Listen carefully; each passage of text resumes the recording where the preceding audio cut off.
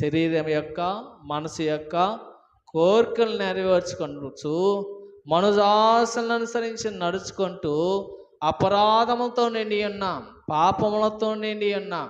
ఇలాంటి పాపముతో నిండిన మనము మీరు మీ అపరాధముల చేతను పాపముల చేతను సచ్చిన వారై ఉండగా. ఇప్పుడు మనం అందరం ఎవరో చెప్పండి, పాపము లేనివాడు ఎవరన్నా ఉన్నారా?